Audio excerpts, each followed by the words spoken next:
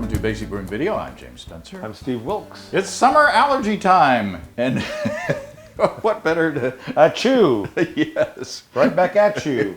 What better to help my voice be a little less raspy than a nice, hoppy American IPA, based on a recipe that we've done a couple of times, the clone recipe for Bell's Two-Hearted Ale. And that recipe has a whole lot of Centennial hops. It does. And you can find it on the American Homebrew Association website, and I think Bell's has posted it too. I think they do. If you Google it, or Alta Vista it, or whatever you do.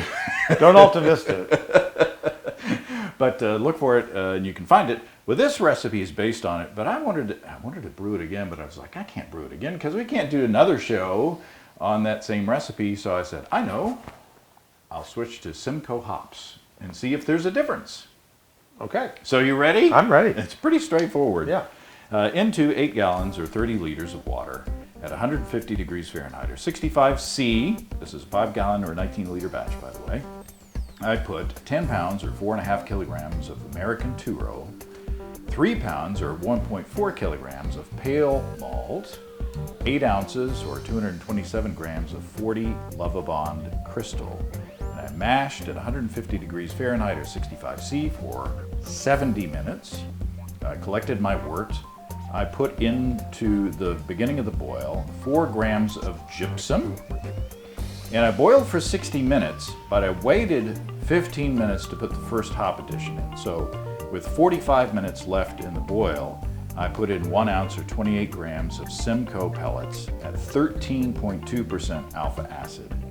15 minutes later, so with 30 minutes left in the boil, I put in another 1 ounce or 28 grams of Simcoe. And that's it. That's all the hops for the boil. So I chilled down and added a pouch of Imperial A07 Flagship. Now, 4 days later, after the primary fermentation had subsided, I added 5 ounces of Simcoe pellets for a 2-day dry hop. And so that's it. The original gravity started off at 1066, final gravity 1006 for an ABV of 7.9%. Now this is a little bigger than the previous. I got a little better efficiency on this one than in the previous batches. It's like baby bigger. He's a little bigger. A little bigger. So in the original recipe, the boil hop additions were for 1.5 ounces each time. But that was for Centennial, which I think has around 9% alpha acid. 8 or 9, so this was 13%. So I backed off a little bit. Yep. So let's see what you think. It's a beautiful beer. Cheers. Lovely plumage. Cheers to you.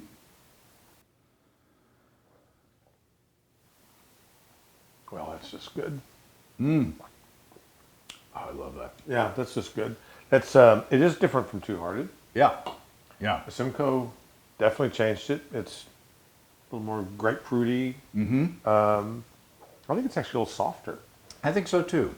And I don't think it's, maybe it's because I reduced, the hop addition amounts were different. It doesn't have the bite. No, it doesn't. Of the normal recipe. Right. It's not as piney and resinous as the original recipe, but I still like it. It's very good. It's more tropical, fruity kind of, like you said, like grapefruit. It's different, but I think I like it just the same. I don't know if I like it better or the same or what. I mean, it is different. It's certainly in the same ballpark. I mean, it's definitely a big American IPA. And it's almost 8%. Right. But it doesn't taste like it's almost 8%. No, it doesn't. At all. It's not a hot or a warming winter beer. It doesn't drink like a wee heavy or something like that, which is stronger than 8%. Yeah. But still, wow, super clean. It's really fun to see. Simple. This is a very simple recipe. Right. And it's like, wow, you don't have to. And you can have 40 kinds of grain, and that's okay. I'm not talking that down. But it's just so cool when you have just like some two-row and a little crystal malt. Yeah, yeah. And, just brew a clean beer. It would be Perfectly interesting to me because, Bell's like, and Casey Letellier of Ivory Bell Brewing and I had this conversation on Basic Brewing Radio the other day. We talked about recipe formulation, which has been an ongoing theme of the audio podcast. Right. But he was talking about, as a small brewer, he likes to take more interesting base malts. Right. Whereas Bell's and, a lot of the big breweries, bigger breweries, they're not the biggest, obviously, but it's more practicable for them to buy American two-row. Right. Because it's less expensive, it's good, it's clean. But it would be interesting to do this recipe yet again. Another excuse to do another big old IPA and have it on tap. But it would be interesting to switch out that two-row with something more fun. Like what if you did it with Maris Otter? That's exactly what I was just thinking. Because this would be a great beer to brew with Maris Otter. Be wonderful. And maybe that's what I'll do next. I've been trying to think of I've got an empty keg, so. But as home brewers, we're brewing in smaller quantities, and back in the day, I would buy like 50-pound bags of American two-row because I felt like a real brewer doing that, and I have my own, still have my own grain mill. But one of the luxuries of being a small scale brewer is you can buy more interesting ingredients, and you don't have to have a silo of something plain and versatile to play with. Yeah, not that long ago I was buy like 100 bags of two-row. And hope to God I could sell it. Yeah. Well, this is a wonderful. I still love the commercial version of Two Hearted, and I think it's one of if not the favorite craft beers in the country. It's just delicious, and cheers to everybody up at Bell's for doing it. Well, I will say this: I think this is just as delicious.